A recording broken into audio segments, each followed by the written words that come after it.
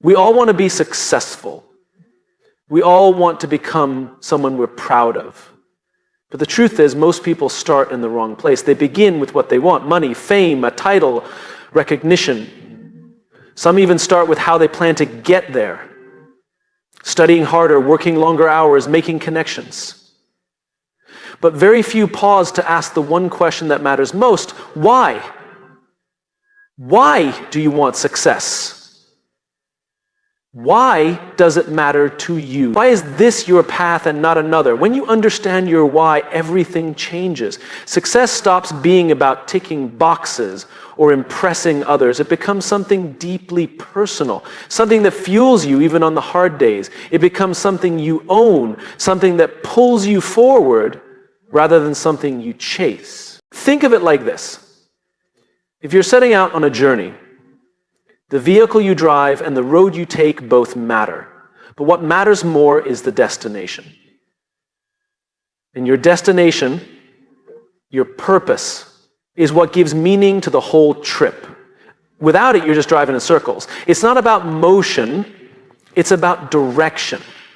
We live in a world that celebrates hustle. We glorify speed, get rich quick, work hard, play hard, rise and grind. But without a clear why, speed doesn't take you closer to fulfillment, it just gets you lost faster. Purpose gives you the compass. It helps you say no to what's not for you. It helps you focus your energy on what matters, and in that clarity you find peace, passion, and real progress. Purpose isn't found in a job title. It's not defined by external success. Purpose is internal. It's the reason you care. It's the reason you get up when you're tired, when you failed, when no one's watching. When you know why you're doing what you're doing, you tap into something bigger than pressure. You tap into conviction. People who live with purpose don't just inspire others, they inspire themselves. They find strength where others quit. They create meaning where others feel lost. They can walk away from short-term gains because they're building something long-term. That's not luck, that's not talent, that's alignment. You don't need a perfect life to live on purpose. You don't need all the answers. But you do need honesty. You need to look at yourself and ask, what matters to me, really? What impact do I want to make? What do I want people to remember, not about what I did, but about who I was? These are uncomfortable questions. They take time. But when you ask them, you start to shift. You begin to see beyond the noise. You stop comparing your timeline to others because you're not running their race. You're building something that's yours. That's the start of becoming your best self. Not by copying someone else's success, but by creating your own definition of it. Purpose isn't some abstract idea for motivational posters. It's practical. It informs your decisions. It determines how you spend your time. It shapes the kind of people you surround yourself with, and it gives you the courage to walk away from things that don't align with who you're becoming. When your why is clear, discipline becomes easier. Not easier, you're no longer forcing yourself to do things. You're fueling. You're not pushing from the outside, you're being pulled from the inside. That's the difference between burnout and drive. One drains you, the other sustains you. This isn't just about career paths or big dreams. It's about how you show up in everyday life. Purpose makes you a better friend, a better leader, a better human being. Because when you live aligned with your values, you bring out the best in yourself, and that invites others to do the same. Here's the thing. Your why doesn't have to be grand. It doesn't need to impress anyone. Maybe your why is to break a cycle in your family. Maybe it's to prove to yourself that you are enough. Maybe it's to serve, to create, to build, to heal, to lead. Whatever it is, it's yours. Own it. Protect it. Let it guide you. Too many people wait for some life-changing event to force them to find purpose. A crisis, a setback, a loss. But what if you didn't wait? What if you chose to live on purpose now, when things are still uncertain, when the road isn't fully clear, when you're still figuring it out? That's when it matters most. Purpose doesn't eliminate fear, but it gives fear a job. It puts your fear in service of something greater. You still feel nervous, but you act anyway. You still doubt yourself, but you show up anyway. Is now you're not just working hard, you're working towards something. And when things get hard, and they will, you'll have something deeper than motivation. You'll have meaning. And meaning is what turns struggle into growth. It's what gives failure a purpose. Without it, every obstacle feels like the end. With it, every obstacle feels like part of the process. Success starts with you. But more importantly, it starts within you. It's not something you stumble into. It's something you build from the inside out. So before you ask how to succeed or what you need to do, ask yourself why it matters. Ask what kind of person you want to become along the way. Because that version of you, that aligned version, that's where success truly begins. Not when others approve, not when the world applauds, but when you can look at yourself in the mirror and say, I know why I'm here. I know what I stand for. And I'm living in alignment with it. That is the foundation. That is the difference. That is the start. There's a moment in every person's life when they realize no one is coming to save them. It's a sobering truth, but it's also an empowering one. Because the minute you stop waiting for someone else to fix your life, you begin to own it. You take the steering wheel. You stop being a passenger and start being a driver. That's when real growth begins. Not when life gets easier, but when you decide to take responsibility for it. Accountability is not about blame. It's not about pointing fingers or listing your flaws. It's about ownership. It's about recognizing that while you can't control everything that happens to you, you are 100% responsible for how you respond. And in that response lies your power. That's where transformation lives. Not in what happened, but in what you choose to do about it. It's easy to look around and find reasons why things aren't working out. The economy, the people around you, your past, your circumstances. And yes, those things are real. They influence your story. But they don't get to write the ending. Only you do. And the pen is always in your hand, even when it feels like the world is writing for you. The most successful people in any field, those who lead with integrity, who inspire trust, who create impact, they all have one thing in common. They own their lives. When they mess up, they admit it. When they fall short, they take responsibility. They don't hide behind excuses. They don't outsource their progress. They step up. Not because it's easy, but because it's necessary. Growth doesn't happen when things are perfect. It happens when things are messy and you stay committed anyway. When you stop saying, I can't because of them, and start saying, I will because of me. That mindset shift changes everything. It moves you from helpless to hopeful, from reactive to intentional, from stuck to in motion. When you own your choices, you stop living life on autopilot. You start to ask better questions. What am I tolerating that's keeping me small? What story am I telling myself that's holding me back? What habit, decision, or belief do I need to confront right now to get where I want to go? And most people don't ask those questions because they're uncomfortable. They force you to look in the mirror and face the gap between who you are and who you want to be. But that gap is not a weakness. It's an invitation. It's the space where growth happens, if you're brave enough to stay in it. Taking ownership isn't about perfection, it's about progress. It means you stop waiting for the perfect moment to begin. You start with what you have. You learn, you adapt, you course correct, but most importantly, you stay in the game. You stay accountable to yourself, even when no one's watching. We've been conditioned to think accountability is something others impose on us. Bosses, teachers, systems. But the most powerful kind of accountability is the one that comes from within. It's when you say, I don't need someone to force me to show up. I choose to show up. That's what separates those who merely survive from those who evolve. There's something deeply freeing about taking responsibility for your life. It removes the illusion that you're powerless. It places the focus back where it belongs. Your choices, your effort, your mindset. And while that might feel like a heavy burden at first, over time it becomes a source of strength. You stop being at the mercy of the world, you become your own source of momentum. Owning your choices means you also own your power to change. You're not locked into your past. You're not defined by your mistakes. You're not limited by your upbringing or your failures. Those things may have shaped you, but they don't own you. What defines you is how you rise. How you take what happened to you and turn it into something that happens for you. There's a quiet kind of confidence that comes from this mindset. It's not loud. It doesn't need to be. It shows up in the way you carry yourself, in the way you take feedback, in the way you keep going even when it's hard. That kind of inner leadership doesn't shout. It simply acts.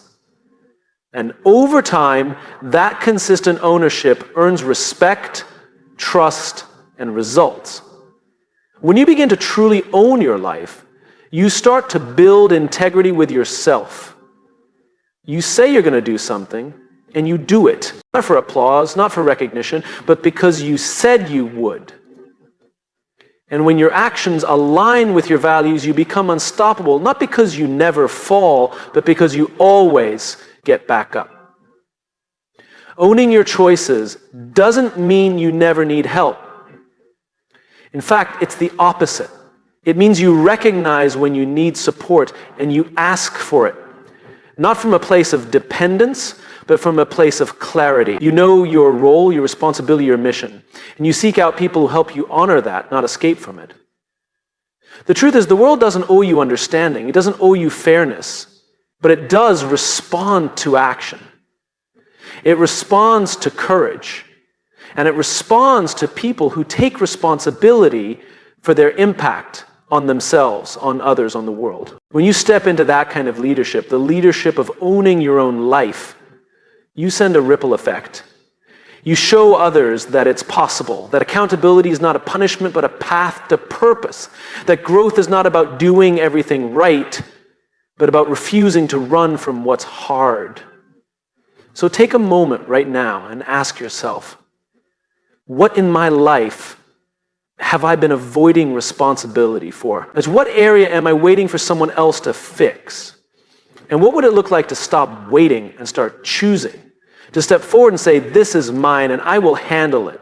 That's where success starts. Not with talent, not with luck, with choice, with responsibility, with ownership.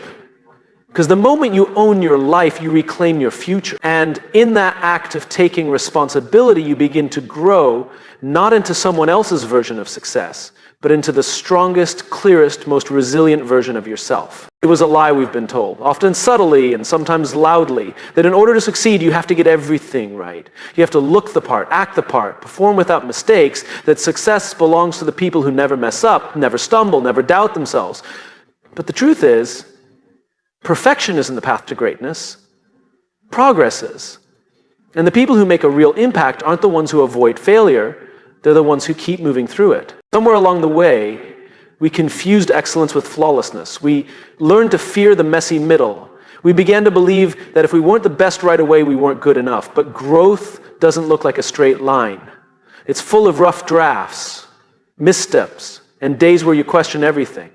And that's not a problem, that's the process. Real transformation doesn't happen in moments of perfection. It happens when you choose to evolve despite imperfection. When you keep going even though your voice shakes. When you take the shot knowing you might miss. When you show up not because everything is ready, but because you refuse to let fear be louder than your future. Perfection is a moving target. No matter how close you get, it shifts.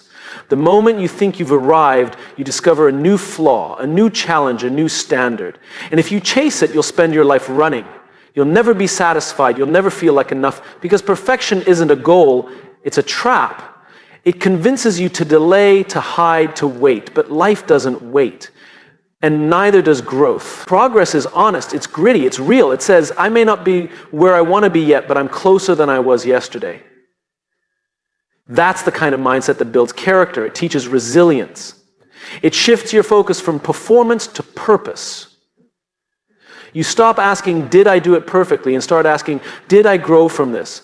Did I show up with integrity? Did I learn? The people who change the world aren't the ones who do it flawlessly. They're the ones who dare to start before they're ready. They speak before they've fully figured it out. They act before they feel completely confident. Because they know confidence doesn't precede action. It follows it. And courage isn't the absence of doubt, it's the decision to keep moving anyway. There is no shame in starting small. There is no weakness in starting slow. The only failure is refusing to start because you're waiting to be perfect. You don't need to have it all together to take the next step. You just need the willingness to try, to fail, and to try again. Think about it. Every master was once a beginner. Every expert once struggled to understand the basics. Every leader once felt unsure and insecure. But they kept showing up. They kept practicing.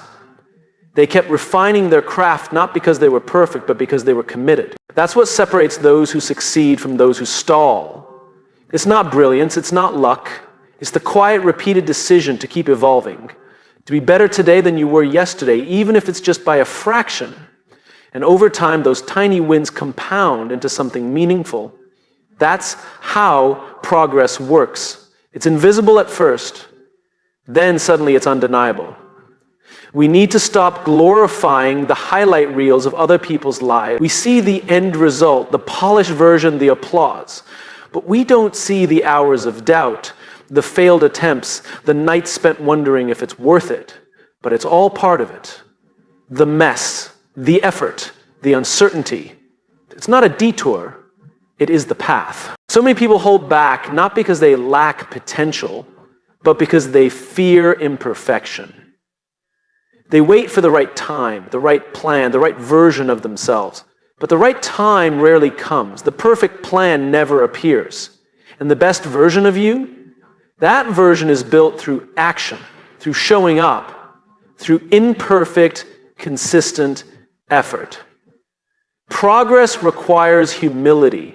You have to be willing to not have all the answers. You have to be okay with not looking polished all the time. You have to embrace the awkward beginnings and the slow climbs. But what you gain in return is priceless. Confidence built on experience, clarity built on movement, and strength built on persistence. When you embrace progress over perfection, you also give others permission to do the same. You become more relatable, more trustworthy, more human. And in a world obsessed with image, there is something magnetic about authenticity. People don't connect with flawless, they connect with real. And when you live your life with a bias toward growth instead of image, you create a space where others feel safe to grow too. This doesn't mean you stop striving for excellence. Excellence matters, standards matter, but the way to reach them is through steady progress, not impossible pressure. Excellence is not born from avoiding mistakes, it's born from learning from them. And if you're growing, you will make mistakes. That's not failure, that's feedback. Let go of the need to prove yourself and embrace the desire to improve yourself. One is rooted in fear, the other in freedom.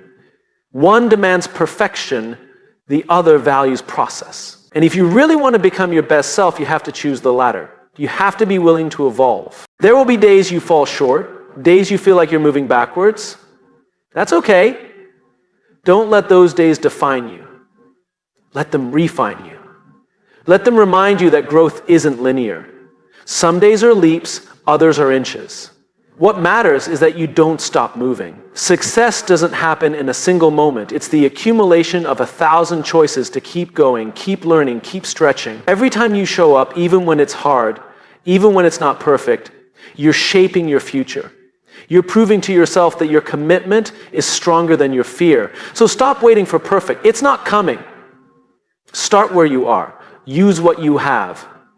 Do what you can. And trust that every step forward, no matter how small, is a step toward becoming the person you were meant to be. Progress over perfection. That's how you grow. That's how you lead. That's how you become your best self. It's easy to talk about growth when things are going well, when the wins are piling up, when the plan is working, when people are cheering you on. But that's not where true growth happens. It doesn't happen in the comfort zone. It doesn't come from ease. It's forged in struggle. It's born in discomfort, in resistance, in the moments when you want to quit but decide to stay. We're often taught to avoid struggle, to minimize pain, to search for the path of least resistance. But the truth is, the version of you that you're trying to become, the one who's stronger, wiser, more grounded, that version is on the other side of difficulty. You can't become that person without passing through some fire. Struggle is not a sign that something's gone wrong. It's often the evidence that you're doing something meaningful. Because anything worth building will push you, it will test you, it will demand more of you than you thought you had. And that's the point. You don't grow by staying who you've always been. You grow by rising to meet who you're capable of becoming. We often say we want change. We want to grow, evolve, transform. But change isn't comfortable. It disrupts, it unsettles, it breaks old patterns. And if you're serious about becoming your best self, then you have to stop running from struggle and start embracing it as part of the path. Every challenge you face carries with it an opportunity, not just to prove something to the world, but to reveal something within yourself. Struggle peels back the surface. It shows you your values, your grit, your character. It introduces you to parts of yourself that comfort never will. But here's the thing. Struggle is not always loud. Sometimes it's quiet. It's the inner conflict of self-doubt, the silent wrestling between fear and faith, the invisible burden of trying again when you feel defeated. And often, it's in these unseen battles where the deepest growth happens, not in public wins, but in private perseverance. We admire strength, but we forget where it comes from. Strength is built through pressure. It's developed through tension, just like a muscle. It grows by being stretched, torn, and rebuilt. You don't become resilient by avoiding the weight. You build resilience by lifting it again and again, even when your arms are tired. When you embrace the struggle, you begin to shift your mindset. You stop asking, why is this happening to me? And start asking, what is this trying to teach me? That shift changes everything. It turns pain into purpose.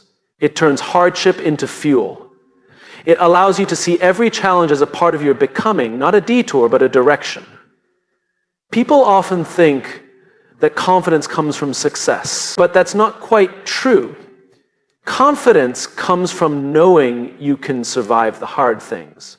It comes from walking through something difficult and realizing, I'm still standing. That kind of self-belief can't be given to you. It has to be earned in the trenches, in the moments when quitting feels easier, but you keep going anyway. Struggle also gives you perspective. It humbles you. It reminds you that you're not invincible, but you are capable. And it deepens your empathy. Because when you've struggled, you understand the pain of others. You lead with compassion. You listen more. You judge less. And that makes you a better human, not just a stronger one. There's no shame in struggle. There's no weakness in wrestling with life. The people who pretend they have it all together, those who hide their pain and polish their image, they might look strong on the surface, but real strength is raw. It's honest. It's vulnerable. It says, this is hard, but I'm here. I'm still trying. I'm not done.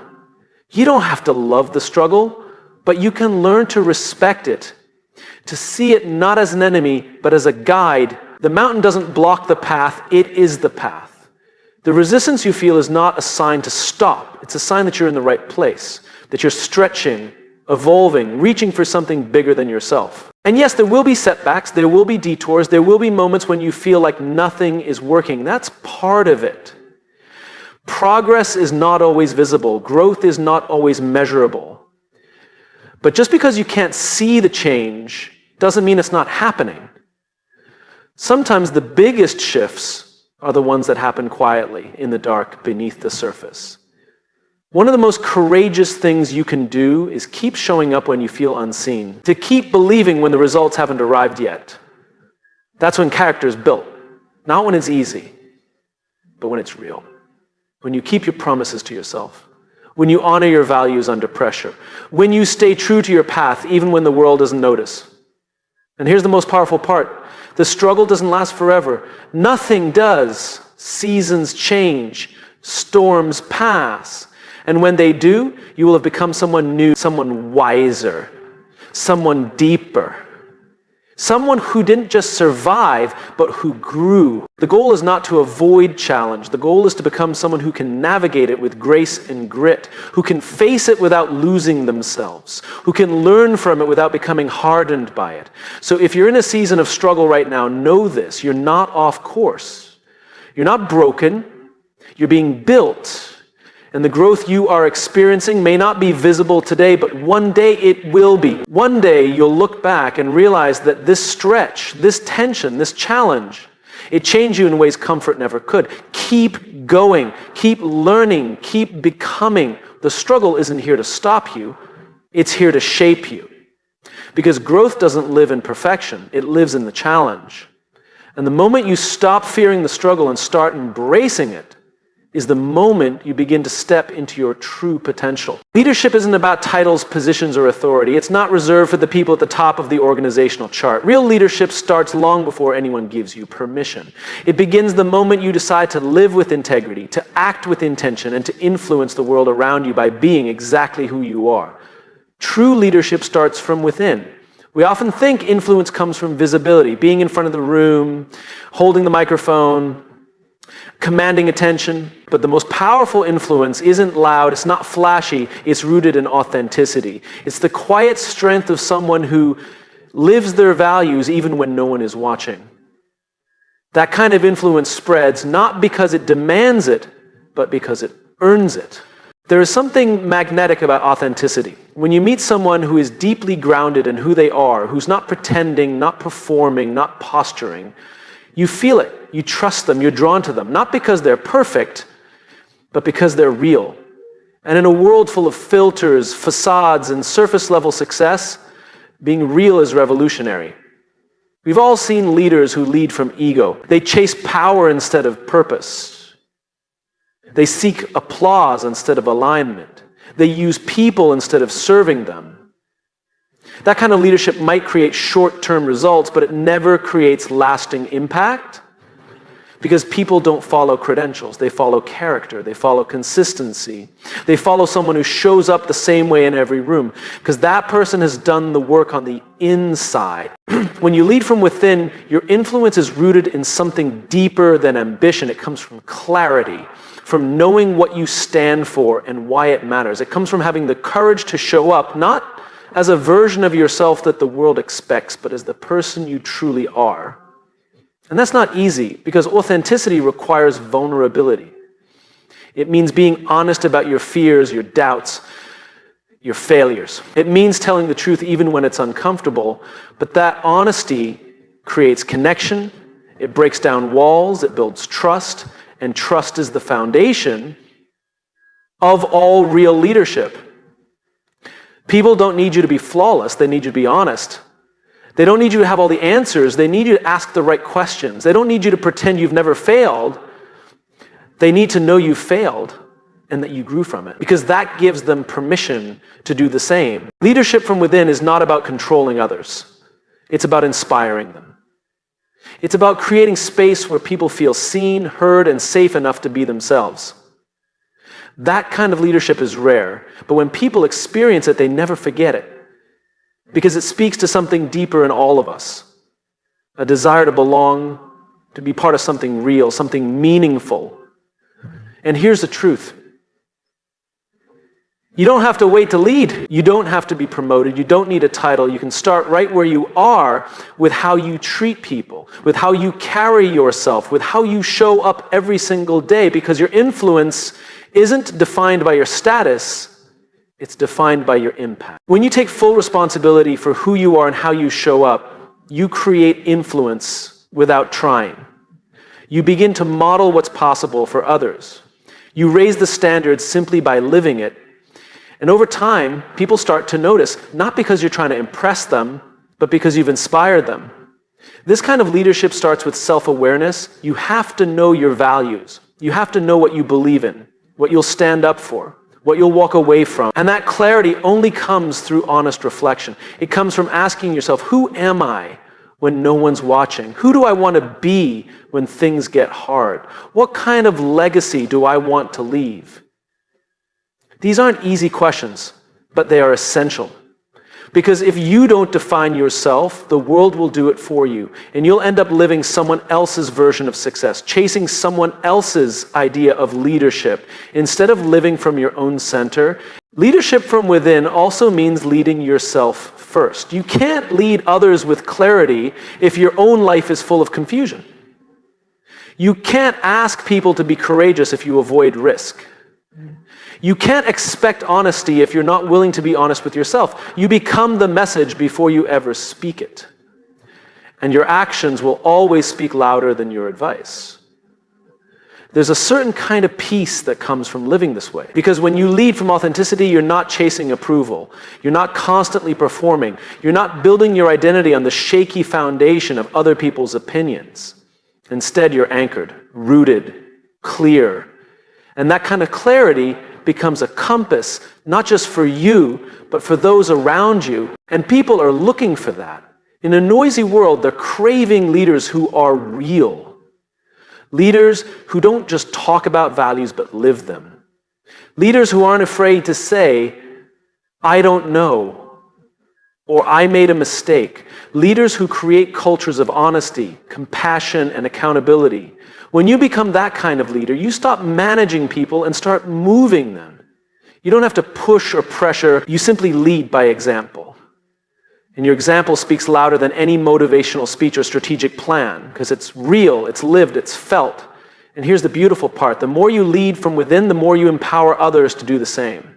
Your authenticity gives others permission to drop the mask. Your courage helps others find their own. Your presence becomes an invitation for people to rise, not to be like you, but to be more fully themselves. That's what real leadership does. It doesn't demand followers, it creates leaders. It doesn't impose rules, it models values. It doesn't seek recognition, it creates ripple effects. And those ripple effects outlast positions, titles, and achievements. So if you want to influence the world, start within. Start by becoming someone worth following. Someone whose life speaks for itself. Let your integrity be your power. Let your authenticity be your strategy. Let your consistency be your legacy. Because at the end of the day, leadership is not about being in charge. It's about taking care of what's within your charge, starting with yourself. And when you lead from that place, you don't just create success, you create significance. And that is where your true influence begins.